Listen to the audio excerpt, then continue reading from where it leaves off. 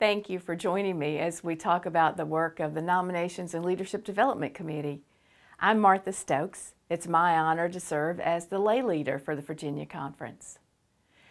As the Methodist movement began, persons who were not ordained, those we call lay people or laity, were given opportunities for sharing and growing in their faith that had not existed in the Church of England. I appreciate the way Dr. Diane Labate, professor of church history at the Methodist Theological School in Ohio, describes these opportunities in John Wesley's Methodism as a kind of school for leadership development, nurturing gifts, identifying people's strengths and talents, and deploying people in service to the gospel. Wesley offered the opportunity for an army of people who were not ordained clergy to lead classes, offer care and support to one another, spread the message through lay preaching, start and operate serving ministries in the community, and guide schools.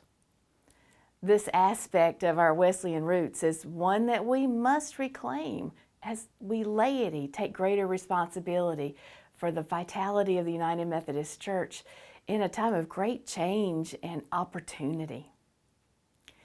Whether you're watching this video as a new or a continuing member of the Nominations and Leadership Development Committee, you've accepted an important role. The leaders you help to identify and support will have influence in and beyond the bounds of your congregation. Recognizing the importance of this work, think for a moment about what it might be like if everyone in your congregation was using their gifts and skills faithfully and effectively in the community. How would individual lives be changed? How could the larger community be transformed by the love and work of faithful followers of Jesus? This is the potential difference in the work of the Committee on Nominations and Leadership Development. It's the difference we can make in the church and in the world. You know, I really wish the General Conference had put the emphasis first on leadership development. For way too long, and still in too many churches, we never get past nominations. The work becomes all about putting names into slots for specific roles in advance of charge conference. But the real work is about multiplication and opportunity. Multiplying the leaders who use their gifts and graces to share the message of Jesus, and expanding ways people can explore opportunities to serve, finding the places to join in the work of the church that help them grow in their own discipleship. You know, the goal for this committee is to help those who are offering their service to grow as disciples and to experience the joy of serving, not merely to fill positions. An effective committee on nominations and leadership development identifies, develops, deploys, evaluates, and monitors Christian spiritual leadership so that the congregation carries out the ministries for transformation of the community. The committee guides leaders on matters regarding laity and leadership of the congregation. The makeup and responsibilities of this committee are found in paragraph 258.1 of the 2016 United Methodist Book of Discipline. Briefly, the committee is made up of no more than 9 people plus the pastor and the lay leader. One of the 9 members must be a young adult. All must be professing or associate members of the church. 1/3 of the committee is elected annually by the charge conference, allowing for rotation in leadership. The Book of Discipline tells us that the pastor shall be the chair of the group and a lay person shall be the vice chair, who may represent the committee at meetings of the church leadership team. Members of the committee are to be attentive to their own Christian discipleship and be engaged in biblical and theological reflection about God's call on our lives and the mission of the church. Members must also be willing to help others identify their gifts and find their places of ministry. You are helping members of the church identify their call from God, their leadership gifts, and places for Christian service. This committee leads the congregation to understand that God gives gifts, skills, and experiences to every individual within the body of Christ for ministry and for transformation of the world. The committee develops a system then for becoming familiar with people in the congregation, naming their interests, their abilities, their knowledge, and life experience, in addition to developing a system for tracking this information. You were chosen to serve because the Charge Conference considered you to be sensitive to the leadership needs of the congregation and to know the capabilities of people in your congregation. The committee should work cooperatively with other groups or individuals to prepare ministry descriptions that adapt to the needs of the organizational style of your church. The committee becomes familiar with the responsibilities for each leadership position and matches potential leaders with particular opportunities. The committee then invites people to positions of spiritual leadership, receives their responses, and provides training and support for these individuals. The committee presents the nominations to the Charge Conference for specific roles, especially the church council chair, a committee on pastor parish or staff parish relations and its chair, a board of trustees, a committee on finance, including the chair, financial secretary and treasurer, a lay member to annual conference, and the lay leader for the local church. Other positions of leadership can be included based upon the needs of the church. Leadership directs the work of God in the faith community. It's about discipleship, how we can help leaders to grow spiritually, not just fill positions. Thus, the committee has a huge task that calls us to intentional work throughout the year, guiding the church council, our alternative leadership team on matters regarding leadership of the congregation, other than the employed staff. This work can't be done in just a few weeks leading up to Charge Conference. Remember the action verbs I used earlier in the description of the committee? These are the functions of the committee: to identify the gifts and strengths of persons in the congregation. What process are you currently using to identify new leaders or to fill the required positions for your congregation? If your committee is still functioning more like the old nominating committee, now is the time to consider a better way of doing things.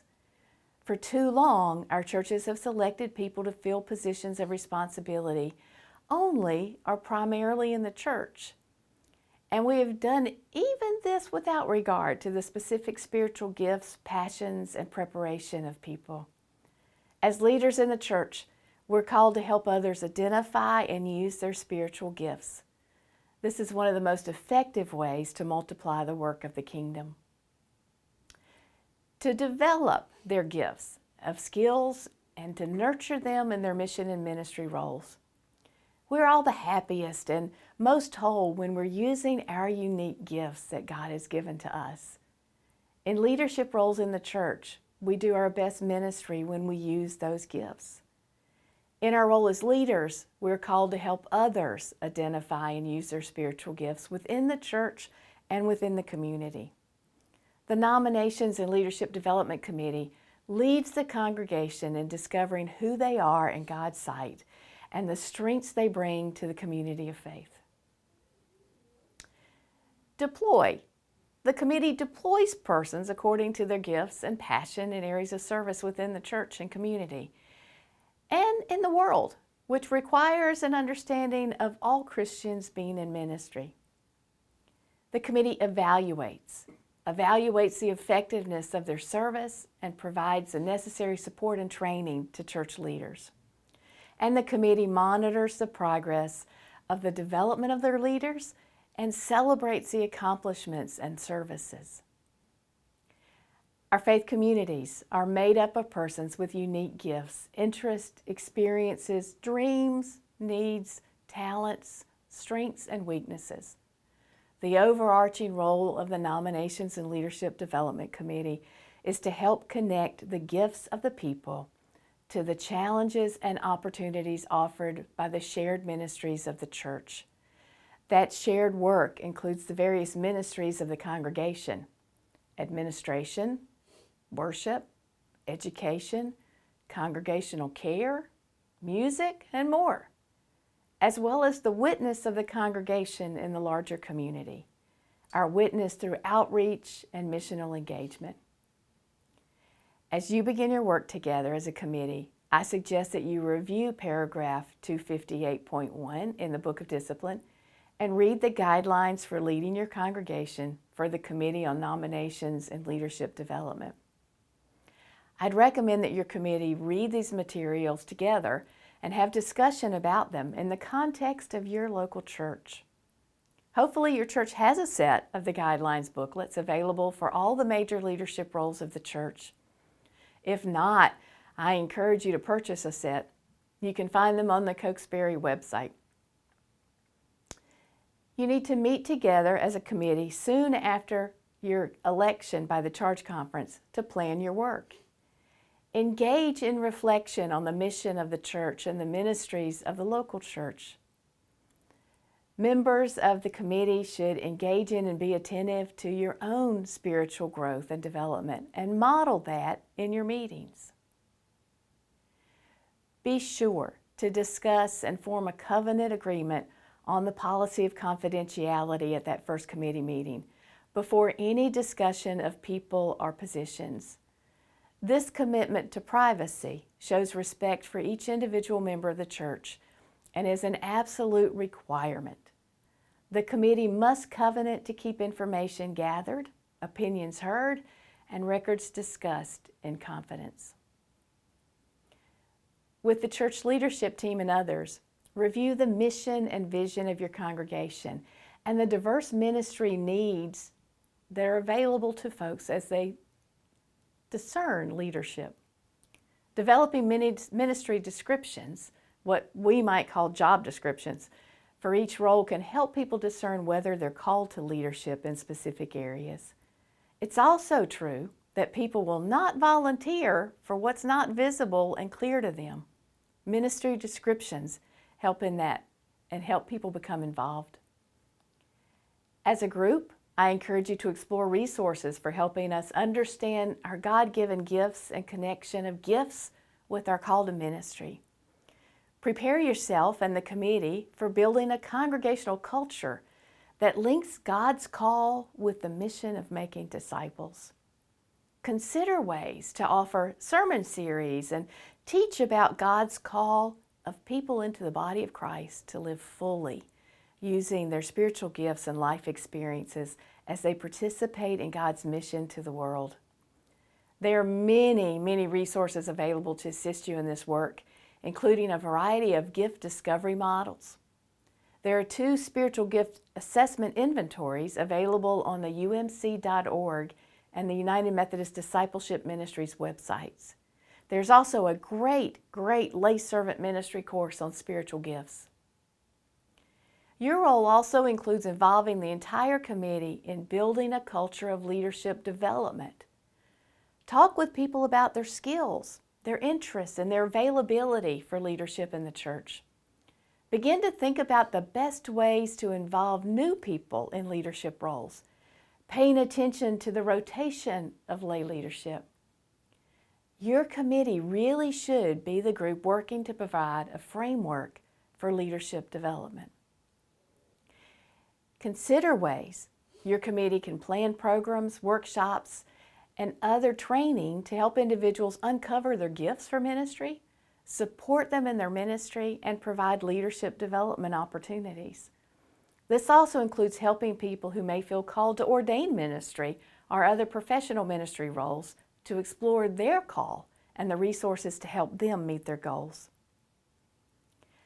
I'd also encourage you to begin the church year with the consecration of leaders. Plan recognition for them and express your appreciation. Thank your outgoing leaders. Recognize the passing of the leadership baton and encourage new opportunities and our mentoring roles.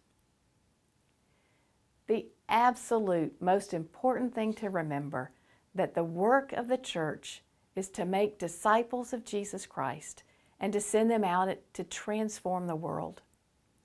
Your role on nominations and leadership development is to help facilitate that mission through the structure of the church.